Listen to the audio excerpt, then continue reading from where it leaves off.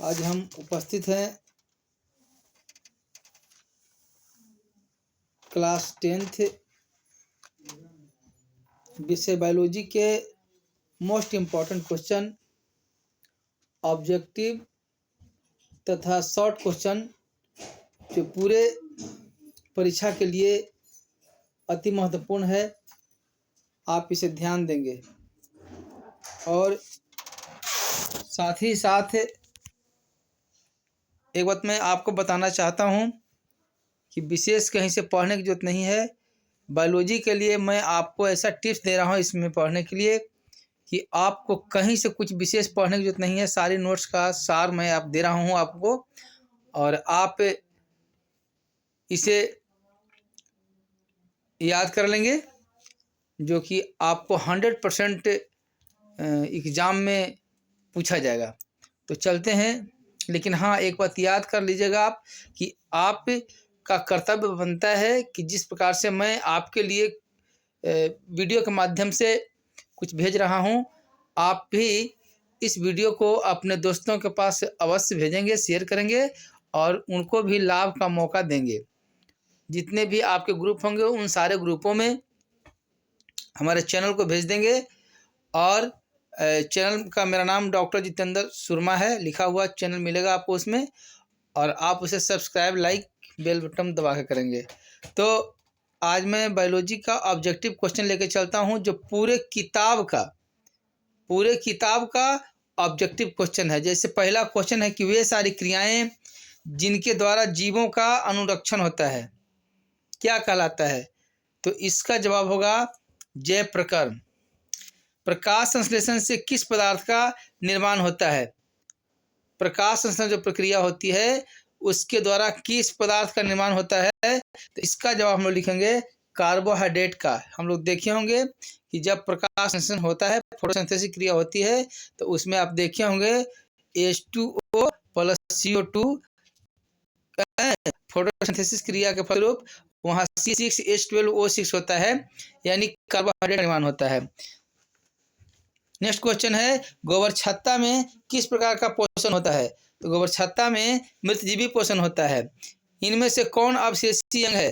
तो अवशेषी अंग में आपके पास बहुत सारे अंगों का नाम रहेंगे, लेकिन वहाँ आपको आंसर देना है कि अवशेषी अंग में अपेंडिक्स होता है। अपेंडिक्स दाएं साइड में होता है, लार्ज इंटेस्टाइन के सबसे नीचे, उसको हम लोग आंत्र बहुत छोटा होता है। छोटी आंत में भोजन का पाचन पूर्ण होने के बाद वो भोजन का पाचन जो पूर्ण होता है उसे क्या कहते हैं? तो उसको हम चाइल कहते हैं। मनुष्य की आहार नाल की लंबाई कितनी होती है? ये भी इंपॉर्टेंट क्वेश्चन है, बार बार परीक्षा में पूछे जाते हैं कि मनुष्य के आहार नाल की लंबाई कितनी होती है?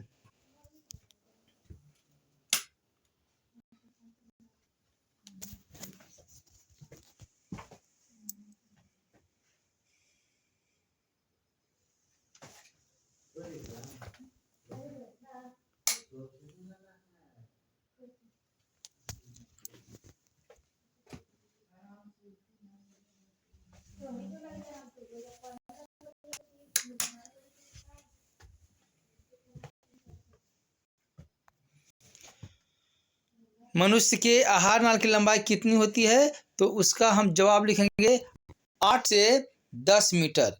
8 से 10 मीटर तक की लंबाई होती है। मानव शरीर की सबसे बड़ी ग्रंथि कौन है? तो मानव शरीर में सबसे बड़ी ग्रंथि का नाम है यकृत। कहीं हिंदी में आपको मिलेगा तो यकृत लिखेंगे, और इंग्लिश में होगा तो लीवर लिखेंगे। लीवर दाएं साइड में होता है ना। और ग्लूकोज कितने कार्बन से बना होता है? तो अभी आपको फोटोसिंथेसिस में बताए थे कि ग्लूकोज कितने कार्बन का बना होता है, तो C6 बताए थे आपको।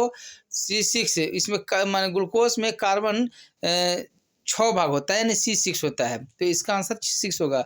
पायरुवेट का पूर्ण ऑक्सीकरण होता है कहाँ होता है? तो उसका माइटोकॉन्ड्रिया में। पायरुवेट का पूर्ण ऑक्सीकरण कहाँ होता है? तो माइटोकॉन्ड्रिया में होता है। तिलचट्टा में श्वसन अंग कौन है? तिलचट्टा जिसको हम लोग इंग्लिश में कॉकरोच कहते हैं। कहीं कहीं क्वेश्चन मिलता है कि कॉकरोच का रेस्पिरेटरी ऑर्गन्स कौन है या तो श्वसन अंग कौन है, तो उसका नाम हम लोग ट्रेकिया से देंगे कि ट्रेकिया के द्वारा उसमें रेस्पिरेशन होता है। पौधों में श्वसन किस भाग में होता है? तो प्रश्न में आपको मिलेंगे आंसर इसका पहला रहेगा जड़, दूसरा तना और तीसरा पत्ती, तो और चौथा रहेगा इनमें सभी। तो आप इनमें सभी में टिक लगाएंगे, इसलिए कि पौधा का श्वसन जो होता है वो जड़ से भी होता है, तना से भी होता है और पत्तियों से भी होता है। आगे बढ़ते हैं। मनुष्य में लंबाई, मनुष्य में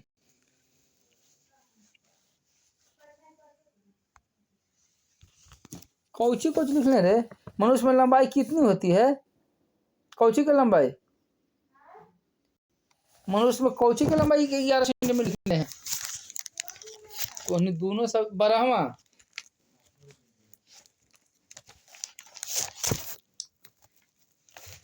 ट्रेकिया के लिख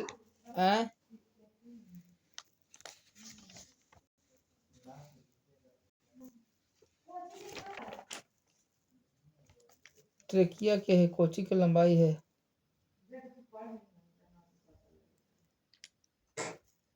ट्रेकिया की लंबाई है। यहाँ ट्रेकिया तो कलम से लिखो इसमें।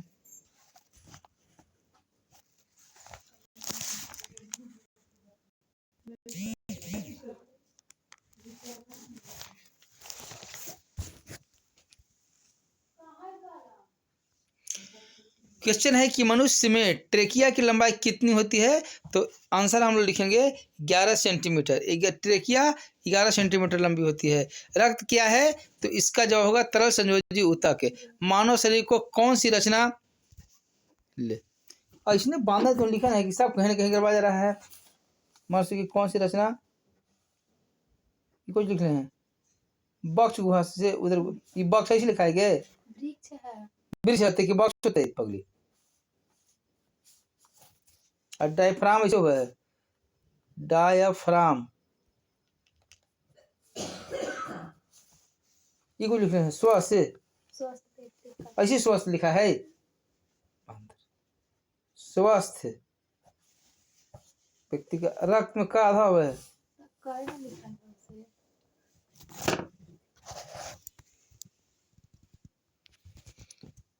रक्त क्या है, तो इसका जवाब होगा तरल संयोजी ऊतक। मानव शरीर को कौन सी रचना वक्ष गुहा से उदर गुहा को अलग करती है, तो वक्ष गुहा माने छाती और पेट के बीच में एक चादर नुमा रचना है जिसका नाम है डायफ्राम। तो प्रश्न आएगा आपको कि मानव शरीर में वक्ष गुहा तथा क्या उसको कहते हैं उदर गुहा को अलग करने वाले क्या है, तो उसका नाम डायफ्राम लिखेंगे। स्वस्थ व्यक्ति का रक्तचाप कितना होता है, तो आप जानते होंगे रक्तचाप मतलब ब्लड प्रेशर। स्वस्थ व्यक्ति में ब्लड प्रेशर नॉर्मल रेशियो होता है उसका 120/80। परीक्षा में आप 120/80 लिखेंगे, ना कि 80/120 लिख देंगे। आप इस पर भी विशेष रूप से ध्यान देंगे। आगे चलते हैं। क्वेश्चन है कि वृक्क के रचनात्मक एवं क्रियात्मक इकाई को क्या कहते हैं, तो रचनात्मक एवं क्रियात्मक इकाई को हम लोग नेफ्रॉन कहते हैं। वृक्क ऐसी इकाई है जो कि रचना तथा क्रिया दोनों करवाता है। चलिए आगे बढ़ते हैं। मूत्र का रंग पीला किसके कारण होता है, मूत्र का रंग पीला किसके कारण होता है, तो उसका जवाब होगा यूरोक्रोम के कारण।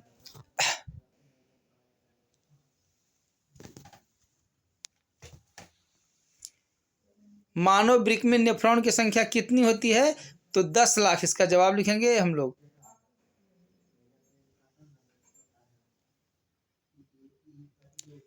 मानव के मूत्र में यूरिया की मात्रा कितना प्रतिशत होता है, तो जवाब इसका होगा 2%। मानव के मूत्र में यूरिया की मात्रा 2% है। रेजिन एवं गोंद कहाँ संचित रहते हैं, एकदम इंपॉर्टेंट क्वेश्चन है, आप याद रखेंगे इसको। तो पुराने जाइलम में रेजिन एवं गोंद पुराने जाइलम में संचित रहते हैं। पौधों में पाया जाने वाला गाढ़ा एवं दुधिया उत्सर्जित पदार्थ का नाम क्या है, तो उसका जवाब होगा लैटेक्स। जो हम लोग देखते हैं बर या पीपल में जो तोड़ने के बाद जो दूध निकलता है उसको हम लैटेक्स कहते हैं। गैस के रूप में पाया जाने वाला हार्मोन कौन सा है, उसका नाम है एथिलीन। सेरेब्रम और डायनसेफलॉन भाग है किसका, तो अग्र मस्तिष्क का। आप याद रखेंगे कि ये दोनों भाग जो है अग्र मस्तिष्क का है। मास्टर ग्रंथि के नाम से कौन जाना जाता है, तो उसका नाम होगा पिट्यूटरी ग्रंथि। पिट्यूटरी ग्रंथि को हम लोग मास्टर ग्रंथि के नाम से जानते हैं। मनुष्य के मस्तिष्क का औसत आयतन कितना होता है, तो 1650 ml। 1650 ml मस्तिष्क का औसत आयतन होता है। उसके बाद है बीजाणु जनन किस में होता है, तो बीजाणु जनन प्रजनन का एक भाग है ना, जो कवक में होता है, कवक में होता है इसके द्वारा। पुष्प के नर भाग को क्या कहते हैं? तो पुष्प के नर भाग को हम लोग पुंवंग कहते हैं और पुष्प के मादा भाग को हम लोग जायांग कहते हैं। ये दोनों क्वेश्चन पर कंफ्यूज आप कर सकते हैं, याद रखेंगे आप लोग। पुंवंग मतलब पुरुष और जायांग मतलब स्त्री। तो पुरुष पुष्प में, पुष्प मतलब फूल होता है, पौधे के जो फूल होते हैं उस फूल में पुरुष का जो अंग होता है उससे पुंवंग कहते हैं और मादा का जो होता है उसे हम जायांग कहते हैं। मनुष्य के इंसुलिन की कमी से कौन सा रोग होता है? तो उसका जवाब होगा मधुमेह। मधुमेह को डायबिटीज भी कहा जाता है, चिनिया रोग भी कहा जाता है। तो याद रखेंगे इंसुलिन की कमी से मधुमेह नामक रोग होता है। इंसुलिन कहाँ पाए जाते हैं पता है आपको? इंसुलिन पेंक्रियाज के इजलेट ऑफ लिंगरहंस में पाया जाता है। अग्न्याशय की दीपिका उसको कहा जाता है। अग्न्याशय की दीपिका से हार्मोन निकलती है, उस हार्मोन का नाम है इंसुलिन। अंडाशय के भीतर पाया जाता है, अंडाशय के भीतर क्या पाया जाता है? तो उसका जवाब होगा बीजांड। पौधों में पुष्प के नीचे अंडाशय होते हैं और उस अंडाशय में बीजांड पाए जाते हैं। मनुष्य में निषेचन क्रिया कहाँ होता है? निषेचन क्रिया मनुष्य में कहाँ होता है? तो उसका जवाब होगा फेलोपियन नलिका में। इंपॉर्टेंट क्वेश्चन है, जितना भी क्वेश्चन है आपको इंपॉर्टेंट जा रही है, आप याद रखेंगे इसको। लैंगिक जनन संचालित रोग कौन सा है? जैसे मिलेगा आपको गोनोरिया हो गया, सुजाक हो गया, सिफिलिस हो गया, एड्स हो गया, है ना। तो ये सारे के सारे जो है आपको मिलेंगे और फिर जवाब मिलेगा अंत में, चौथा मिलेगा। जैसे पहला मिलेगा गोनोरिया, दूसरा में सिफिलिस, तीसरा में एड्स, चौथा में सभी। तो सभी में जवाब मारा कि सारे जो बीमारी है ये लैंगिक संचालित रोग है। नर युग्मक किसे कहते हैं? नर युग्मक क्या कहलाता है? तो उसका जवाब होगा शुक्राणु। शुक्राणु को हम लोग नर युग्मक कहते हैं और अंडाणु को हम लोग मादा युग्मक कहते हैं। ये दोनों भी प्रश्न इंपॉर्टेंट है, दोनों पर भी ध्यान देंगे। आनुवंशिकता का पिता किसे कहा जाता है? तो आनुवंशिकता के पिता आपको मेंडल को कहा जाता है। मेंडल का पूरा नाम ग्रेगर जॉन मेंडल है। आप याद रखेंगे इसको, जिन्होंने आनुवंशिकता का खोज किया था। आगे बढ़ते हैं। मेंडल के एक संकर प्रयोग के F2 पीढ़ी में जीन प्ररूपी अनुपात क्या थी? तो 1:2:1। याद रखेंगे इसे आप।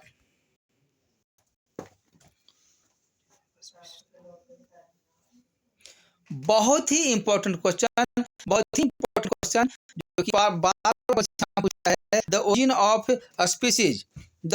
ऑफ स्पीसीज नामक पुस्तक की किसकी है, यानी कौन लिखा है इसको? तो चार्ल्स रॉबर्ट डार्विन। याद रखेंगे आप, चार्ल्स रॉबर्ट डार्विन जो है के द्वारा लिखा हुआ है द ओरिजिन ऑफ स्पीसीज। इसके बाद है जीव। किसी जीव की जीनी संरचना उस जीव का क्या कहलाता है? तो जीन प्ररूप कहलाता है। नर ड्रोसोफिला में लानोसेस्टर में क्रोमोसोम की संख्या कितनी होती है? तो 1 से 6 ऑटोसोम। कितनी होती है? तो 6 ऑटोसोम्स। याद रखेंगे आप। प्रश्न पूछता है कि मनुष्य में कितने क्रोमोसोम पाए जाते हैं? तो कितने क्रोमोसोम की यदि बात आती है तो 46 डालेंगे और कितने जोड़ी क्रोमोसोम पाए जाते हैं तो 23 डालना है। दोनों पर आप प्रश्न को अच्छा से पढ़ के तब उसका जवाब देंगे। निम्नलिखित में उत्पादक कौन है? तो उत्पादक के रूप में घास है, इसलिए कि जितने भी एनर्जी उत्पादन करता है वो उत्पादन करने वाला काम घास करता है। वन पारिस्थितिकी तंत्र में हिरण क्या होते हैं? तो हिरण प्राथमिक उपभोक्ता होते हैं, इसलिए कि सबसे पहले घास को खाने वाला हिरण ही है ना। हिरण हो गए, बकरी हो गए, खरगोश हो गए, तो ये सभी को हम लोग प्राथमिक उपभोक्ता कहते हैं। पारिस्थितिक तंत्र में ऊर्जा का प्रवाह होता है तो एक दिशीय ऊर्जा का प्रवाह होता है। ओजोन परत का अवक्षय का मुख्य कारण क्या है? तो CFC गैस है, क्लोरोफ्लोरोकार्बन, है ना। CFC के कारण जो है वो ओजोन परत में अवक्षय हो रहे हैं। पेशी पक्षी तथा तितली के पंख क्या होते हैं? तो असंजात अंग होते हैं। मेंडल ने किस पौधा पर अपना प्रयोग किया था? इसका जवाब होगा मटर के पौधा पर। प्रकाश संश्लेषी अंगक है। प्रकाश संश्लेषी अंगक कौन है? तो उसका नाम होगा हरित लवक। हरित लवक यानी क्लोरोफिल। क्लोरोफिल में क्लोरोफिल क्लोरोप्लास्ट में पाए जाते हैं, है ना।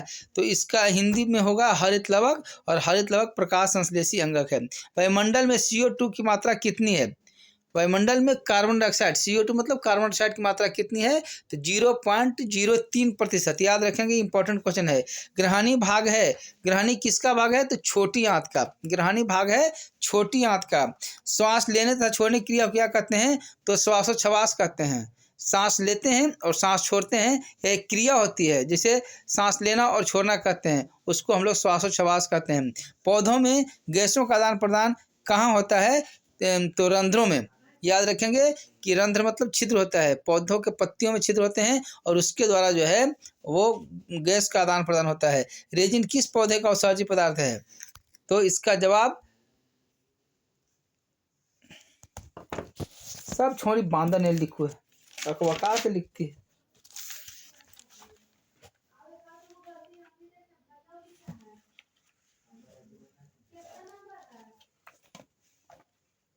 पचास।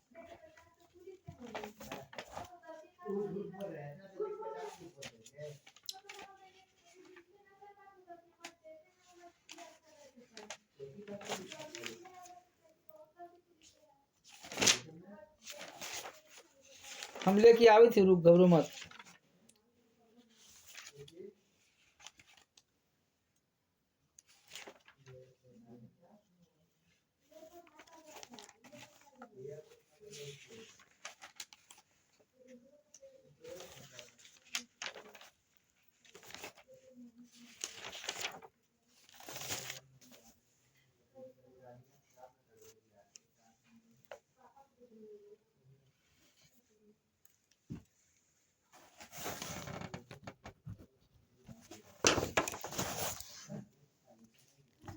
रेजिन किस पौधों का उत्सर्जी पदार्थ है? तो उसका जवाब होगा चीड़। चिड़चिड़ी में जो निकलती है उत्सर्जी पदार्थ, उसका नाम है चीड़।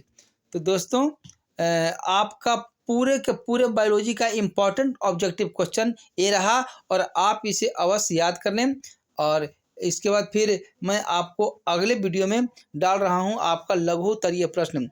आप उसे बनाएंगे, नहीं समझ में आएगा तो आप हमारे नंबर पर कॉल करेंगे, मैं आपको उसका जवाब भेज दूंगा, या तो फिर कमेंट्स के माध्यम से भी आप उसका जवाब ले सकते हैं। तो हम अगले वीडियो में मिलते हैं, तब तक के बहुत बहुत धन्यवाद। और आप सभी याद करें, लेकिन हाँ, सब्सक्राइब करना ना भूलेंगे, इसलिए कि सब्सक्राइब ही आपको मजबूत करेगा और मेरा जो भी नोटिफिकेशन निकलेगा सबसे पहले आपके पास पहुँचेगा। धन्यवाद बच्चों।